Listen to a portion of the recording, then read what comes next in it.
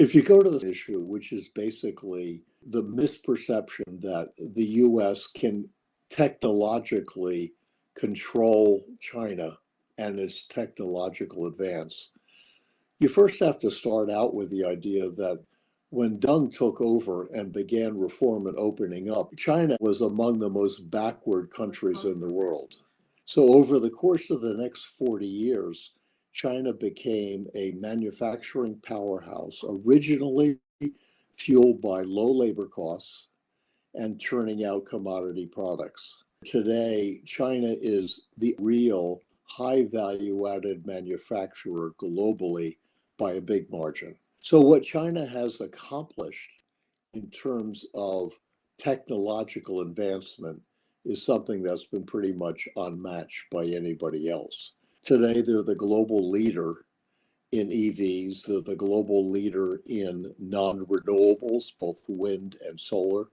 They're the global leader in high speed trains. And a lot of this is due to a couple of underlying factors that have not changed. One of them is that the Chinese education system is totally focused on turning out STEM students. And by that I mean science, technology, engineering, and mathematics. China has more STEM students today than the rest of the world combined. So if you look at the history of what China has accomplished in technology, look at the fact that they're driving it largely off of a very strong talent base. And if you also look at what impact has the US efforts to contain China actually had. And the reality is the first target for the US was Huawei. And so Huawei, which was the global leader in 5G, was basically put on the entity list. The reality is here we are 3 or 4 years later after that declaration.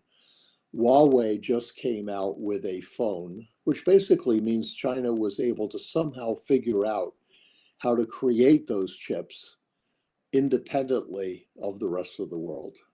Basically, what we have is a constant effort from the US trying to suppress China's ability. China has been able to overcome it. The US's approach to cutting off China has been self-defeating in the sense that it has forced China, which has enormous technology talent, to become independent. So the US instead could have said, we will share with you our semiconductor nano chip of approach to state of the art technology, and in exchange this is what we would like from you. But something that basically says, what does each side do best? How do we create win-wins? So the US put itself in an awkward position by basically saying, we're not going to share anymore. You cannot contain them. So why not accept that? So why don't we say, okay, this is what we're good at, and this is what we're willing to share, and this is what you are good at, high-speed rail, EVs, renewable energy. We'd like to share with your technology in those areas.